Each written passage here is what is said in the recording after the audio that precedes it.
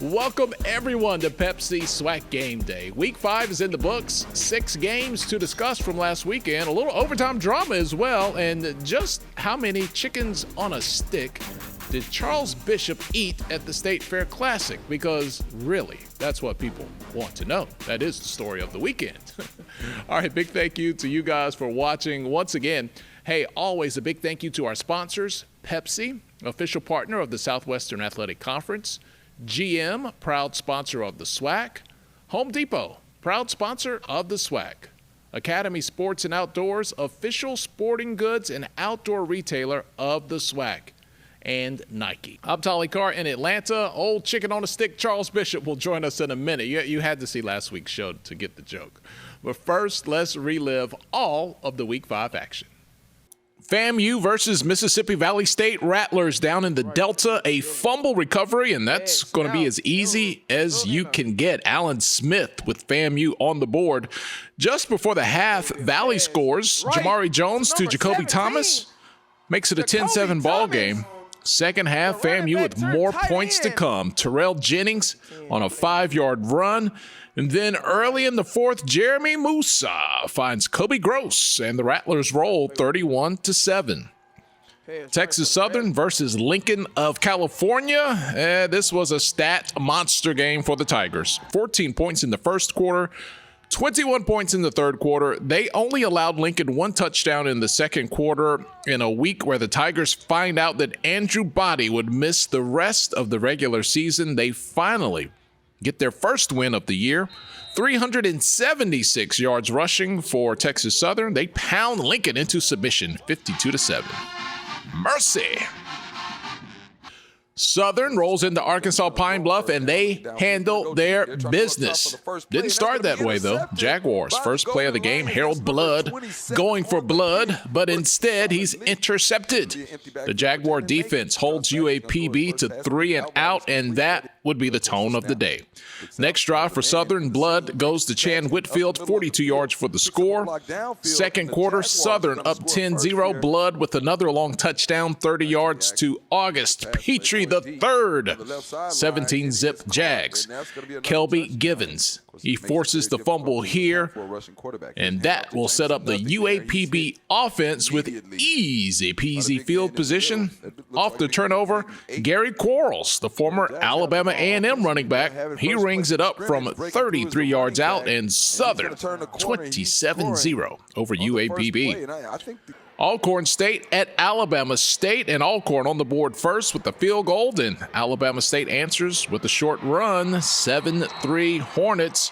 Alcorn fires back in the second quarter. That's Aaron Allen, 13-yard pass to Nico Duffy, 10-7 Alcorn State. Alabama State would take the lead right before the half, 13-10 on this Marcus Harris touchdown. Let's go to the third quarter. Allen hooks up with Montario Hunt. He's on the hunt for a touchdown, 54 yards for the score. And this game had a little bit of everything, including James Burgess scoring for Alabama State after a 75-yard return on the blocked field goal attempt. And they are jamming in Montgomery. Hornets leading 20-17. But it's time for some late game drama, and I mean late. Noah Kiani with a 24-yard field goal as time expires in regulation. So that means overtime. Alcorn has the first possession. Kiani hits the field goal to end that possession. Now it's time for Alabama State, but it's the Alcorn State defense. The sack on Demetrius Davis for a loss of 9 yards on third down. So that puts Alabama State in a position for a 37-yard attempt. It is no good. And Alcorn State celebrating in Montgomery. They get the win, 23-20. State Fair Classic, Grambling versus Prairie View A&M. After a Grambling field goal, Prairie View responds with an Ahmad Antoine 3-yard score, 7-3 lead. We have a combined 3 field goals from the teams, and it looks like a field goal fest heading into halftime. But just before the break, 1:18 remaining, Miles Crawley finds Lyndon Rash. 16-10 game at the break. Late third quarter, Crawley finds Rash again, and Graham Fam goes up 22-13. Prairie View responds right back with a long 53-yard run, and he is gone. The only thing that can bring him down is the change of surface. So we head into the fourth quarter. Whoops. It's a 22-20 game. But the fourth quarter belongs to Graham. Chance Williams, no chance on stopping him. 4-yard score, 29-20. The Grambling defense holds Prairie View to a turnover on downs late in the game. Probably wouldn't have made much of a difference. They were already down 2 scores there, but they padded a little bit more. 35-20. Grambling with the win. State Fair Classic. Alabama A&M hosting Tuskegee on Saturday afternoon is homecoming for the Bulldogs. Golden Tigers, hey, they come out big. Bryson Williams goes deep down the left sideline. That's Corey Petty. That's not a petty run. That's a big run. 67-yard gain. Tuskegee finishes off with a field goal. A&M responds with the 13-play drive that goes 83 yards, and it's capped off with this 19-yard touchdown pass from Quincy Casey to Jacoby Hewitt, 7-3 Bulldogs. Near the end of the quarter, Casey and Hewitt once again, this time a 5-yard touchdown pass. A&M goes up 14-3 over Tuskegee into the first. Second quarter, more from the Bulldogs. Ryan Morrow takes it up the gut. That's a 10-yard score. A&M up 21-3. Tuskegee's offense stalls through the remaining of the first half, but not the case for Alabama A&M. Casey deep to Keenan Hambrick.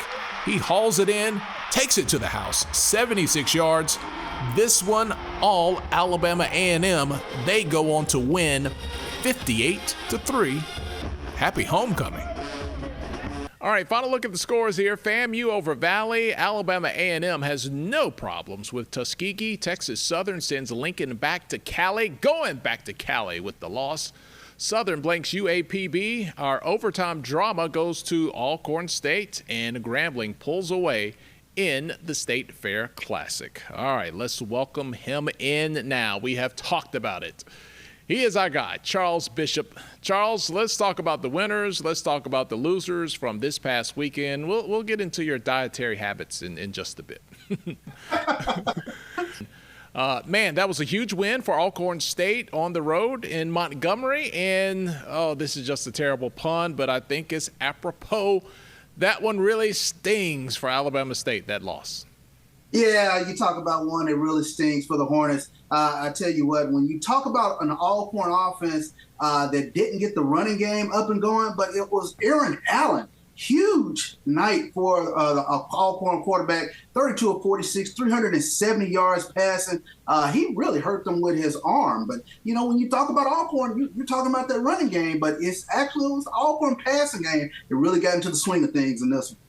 And, Chuck, if you look at this thing, man, Jarvion Howard doesn't have to have 100 yards for them to win. He can be successful in the red zone, and the play of Allen, it's really, you say this all the time, it's really about balance.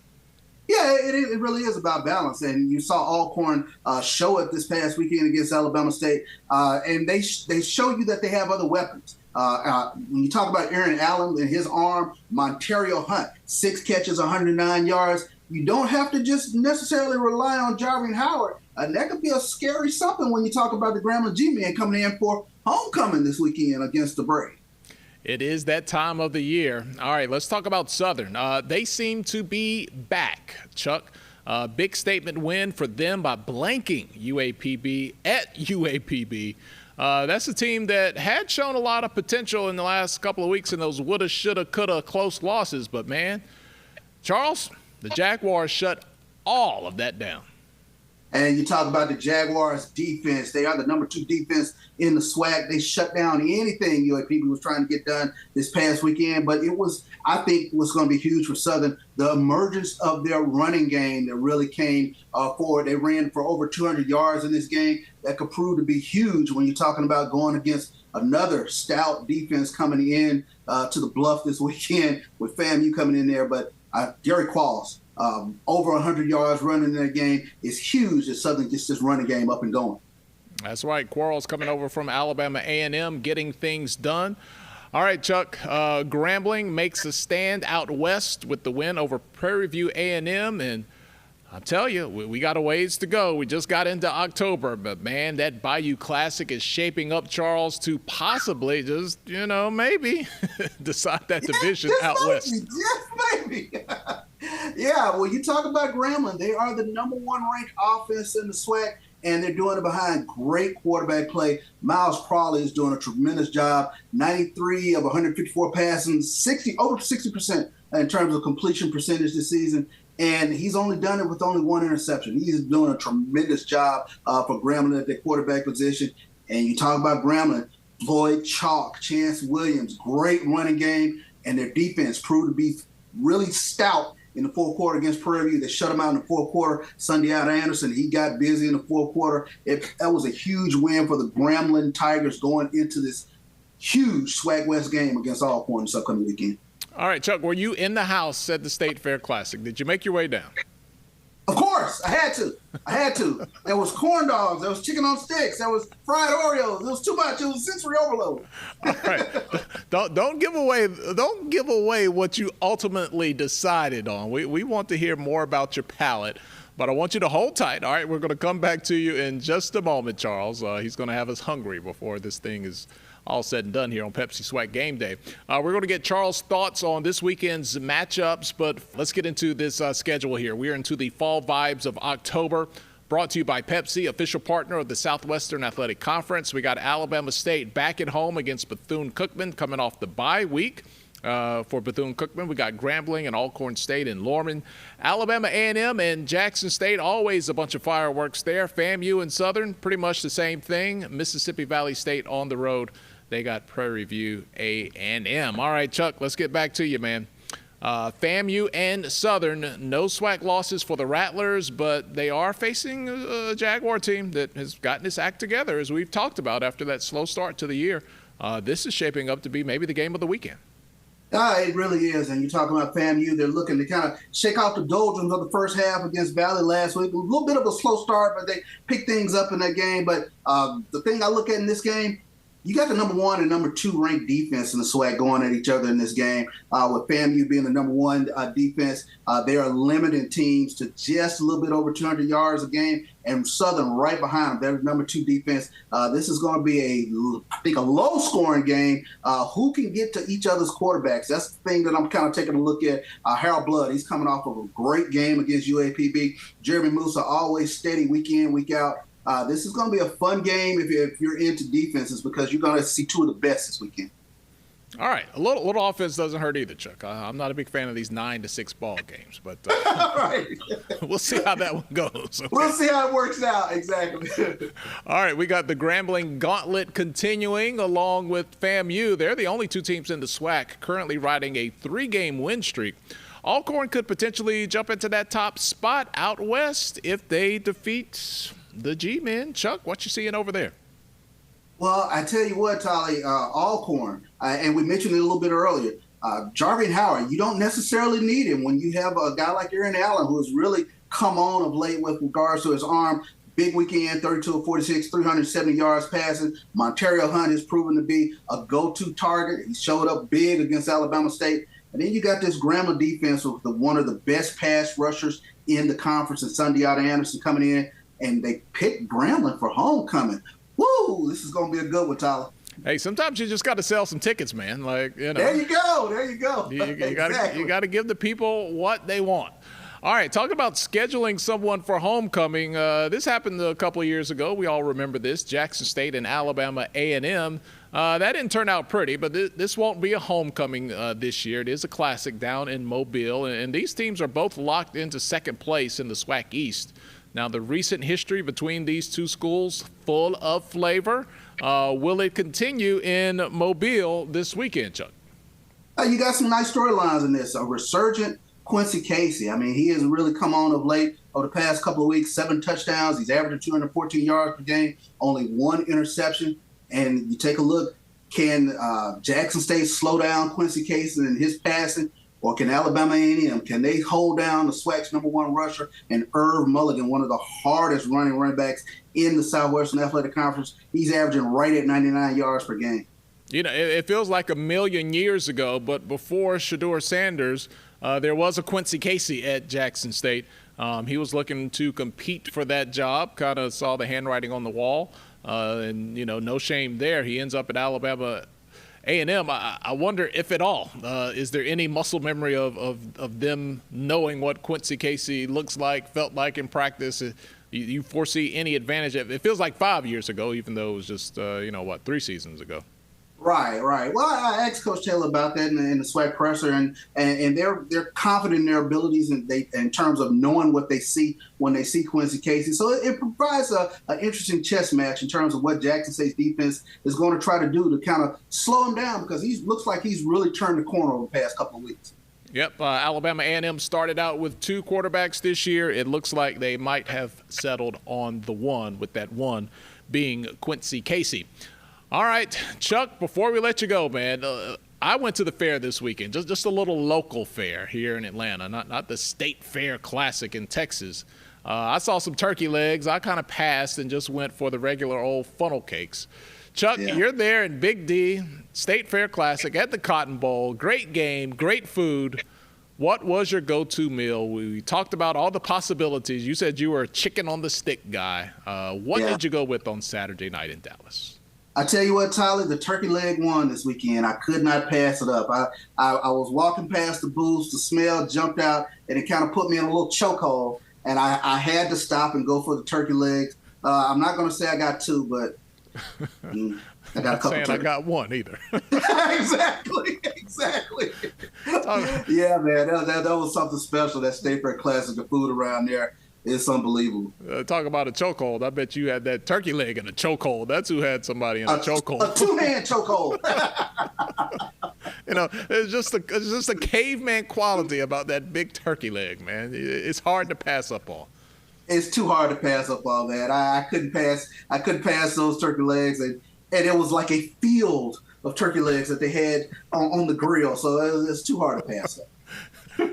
A field of grills, all with turkey legs at the State Fair. Exactly. All right, man. We'll go with water and celery sticks this weekend, man. We're going to put you back on the health tip for 1 weekend. We're going to cleanse. Back on the treadmill.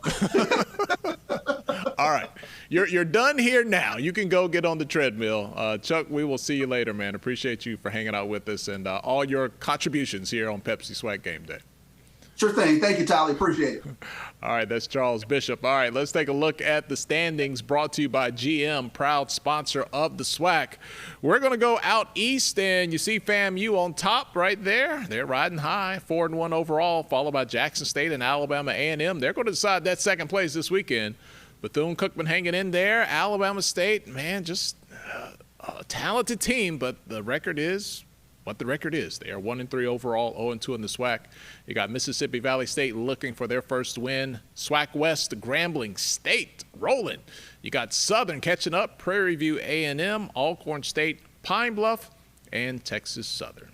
All right, let's hear from the coaches now. They're coming off a big weekend, heading into another one as we start the month of October in the SWAC. Well, they put in a couple new wrinkles probably, so they'll probably put in a blitz or 2 that we haven't seen. They'll probably put in a new play or trick play or do something that we haven't seen. They had a week off to kind of heal up, rest up. That's always good for everybody, not just them when you got an open week. So we understand, they coming off an open week. So probably a little bit of advantage for those guys. They get to heal up and rest up and get an extra week to prepare for us. But at the end of the day, it's X's and O's, and we just got to be ready to play. It's going to be a great football game. TC is doing a great job with those guys. They're solid in all 3 phases. And, it was a great game last year. We go to Mobile. And so it's a Gulf Coast challenge. It's going to be a good good football game. You know, we worked hard Monday, Tuesday, Wednesday of last week, and gave the players, some coaches some off time, you know, going into that weekend. But it was good for us, you know, with everything that went on the first half of this season. But, you know, around about Saturday evening, I started getting that itch again. You know, I was ready to get back to some football. Watched a lot of football, you know, did a lot of recruiting too as well. A great time for us to get ahead in the recruiting game as well. I think with us, you know, looking back at the Alcorn game, we had some chances. Aaron had a really good game against us, quarterback for Alcorn. He made some really big throws at the end. So I think we just have to tighten up our coverage. You know, the pass rush got there at times, but other times it didn't. So just have a more consistent pass rush. Just tighten up what we have to do in the back end. So I think right now we just have to play, you know, better Alabama State football. I think, you know, Coach Woody has those guys coming off a bye week. So they'll be rested, ready to play. You know, they'll probably have another scheme or two in there. But at the end of the day, you know, once you line up there and start playing football, they'll know what we're going to do, and we're going to figure out what they're going to do. Well, I mean, Coach Ed Robson does a great job, you know, with the team. They play hard. I mean, on offense, you know, they have, really good players, and they play two quarterbacks, and obviously, you know, those guys, they're going to be ready to play, and we just have to continue to be disciplined, you know, have to make sure we master the basic fundamentals, you know, being able to fit our gaps, tackle well, and don't let the ball go over our head. Well, we know everybody's going to try to stack the box against us and try to stop Howard from running the football and McDuffie. So, you know, it's good to have a good passing game to complement that in terms of what we do offensively. So we can't establish a running game. We have to. I know a lot of people start dropping 8 on us and then think we can pass the ball and not run the ball. So we're going to get better at that this week. It's all one in the trenches. What is offensive defense, you know? So we just got to line up and do a better job up front, creating space for our running back. We're a lot of good football players over there when you talk about Lewis Matthews and Sonny Anderson. Those guys understand that's not the type of defense we wanted to play. They needed to step up and start playing some good football. And so I think we've improved over the last couple of weeks. I still think there's a lot more improvement to do. You know, the key to this thing, as you guys all know, is to keep getting better as the season goes on. And so our guys are working at it. We're trying to emphasize everything what we think that we need to get better at, and we're going to continue to do so. Well, Don, they play extremely hard and they're sound. You know, they're not a team that's going to try to, you know, out scheme you and try to trick you. They're going to line up and they're going to come after you. You know, and it starts with the front four. When you have a front four like that, you can do that. We're very similar with how we'll attack people. You know, we're not concerned with trying to out scheme people. We feel if our defensive line sets the tone, everything else takes care of itself. We can sit in base defense all day long and make you try to throw the ball around the yard and allow our guys to pin their ears back and come get you. You know, that's what Southern does a great job of. They commit themselves to stopping the run first, and then everything else kind of flows off that. So they've been a tough outfit. You know, Dooley's a great coach, has shown that throughout his career, and they're a talented football team. Well, they're going to be disciplined and they're going to be well coached and fundamentally sound. You know, you look at some things take place, and you know this here could take place or that can take place, but I think they're going to be fundamentally sound. He's a good football coach, and it shows with his record and the teams that he have had in the past. So we understand that it's not about the scheme of being trying to scheme the one. It's just about being prepared and playing for 60 minutes, and you just got to be able to make one more play than they make to have the right results that you're looking for. Again, just to tell these guys, you know, they have to be ready to go next game. You know, the next game is the most important game. That's Valley coming in, you know, and get ready to prepare for Valley. You know, we got to be better this week as we started today with practice, you know, and that was my message to them, like, be better than we were this past week, you know, and things going to take care of itself. We have had some success against this team. Maybe if we start fast, maybe we create some doubt in their mind, you know, just really trying to get our guys kind of in a positive mind frame. But it'll be the same. To answer your question, it'll pretty much be the same. Let's come in, let's work hard, let's do what we need to do each and every day. And Saturday, it'll take care of itself. Because what happened prior to us being here, I mean, it doesn't matter whether it was good, bad, or indifferent. You know, we just got to stay true to who we are, what we do. Got our first win of the season this past weekend on our homecoming versus Lincoln University out of California. Thought our guys played a complete game, although it wasn't a perfect game. But we were a lot more consistent, both offensively, defensively, in the kicking game.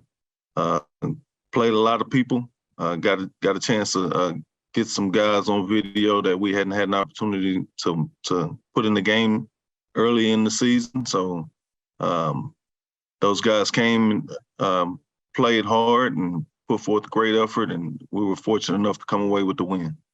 Just like everybody said, it's the little things, man. And when you're building a program, getting guys to buy in and do things of that nature, then tomorrow we'll come out to practice, a normal practice. We'll be in pads, and we just got to get fundamentally better. And that's just the little things that's holding us back. And so as a staff, that's the thing that we're going to focus on this week and focus on us. And then obviously you'll watch some film of Mississippi Valley and then kind of go from there. Time now for the SWAC Players of the Week. On offense, Aaron Allen from Alcorn State, 32 of 46 for 370 yards, 2 touchdown passes, along with 6 carries for 36 yards in the win against Alabama State. On defense is Southern's Kelby Givens, played a vital part in that Jaguars defensive shutout on Saturday night. He had 9 big tackles, 4 tackles for a loss, 2.5 sacks. Man, he also out there making them fumble the ball. He was all over the place. Our specialist of the week, Noah Kiani, 3 of 4 on field goals, including the 24-yarder to force overtime for Alcorn State versus Alabama State, and he had the game winner, 23-20 in overtime. Our newcomer of the week, Tanner Rinker, 3 of 3 field goal attempts for Grambling State this past weekend against Prairie View A&M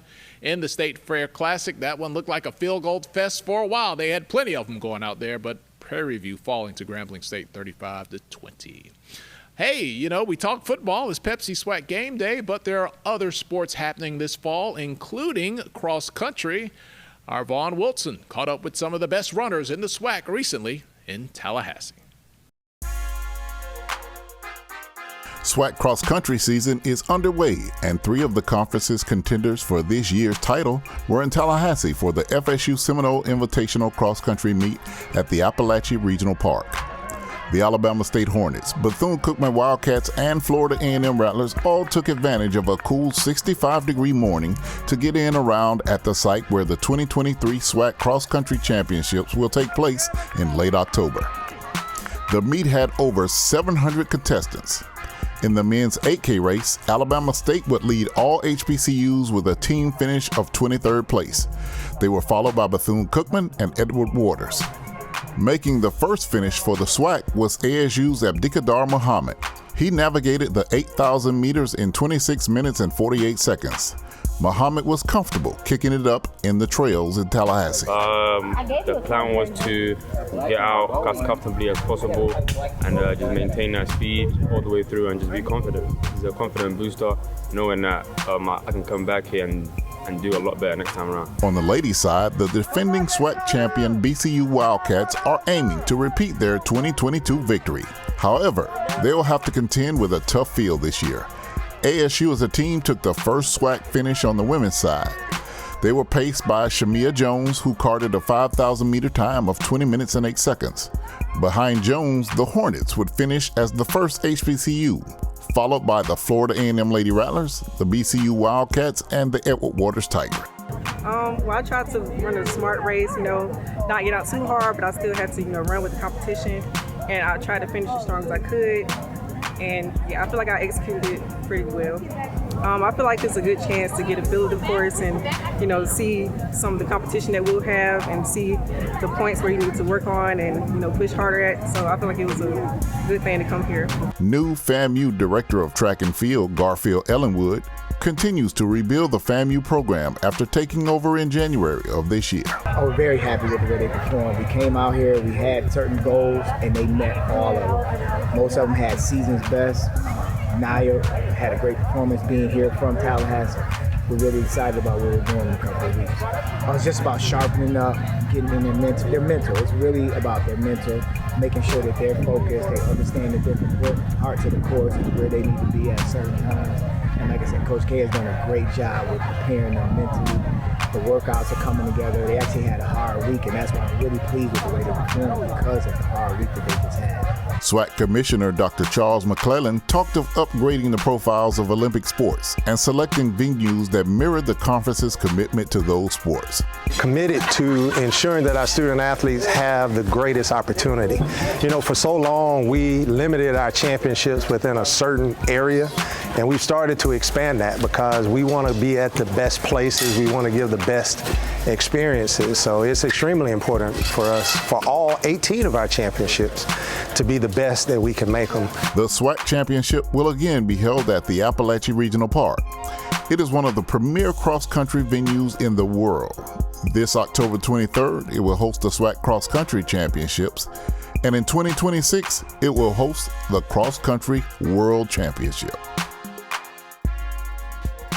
And that's it for this weekend's edition of Pepsi SWAC Game Day. We are down to week 6. October has started. We're starting to see a little separation. A great slate of games on tap for Saturday. Make sure you check them out and check out the SWAC Digital Network, SWAC.org, for all of your scores. For Charles Bishop, I'm Tolly Carr. We'll see you guys next weekend.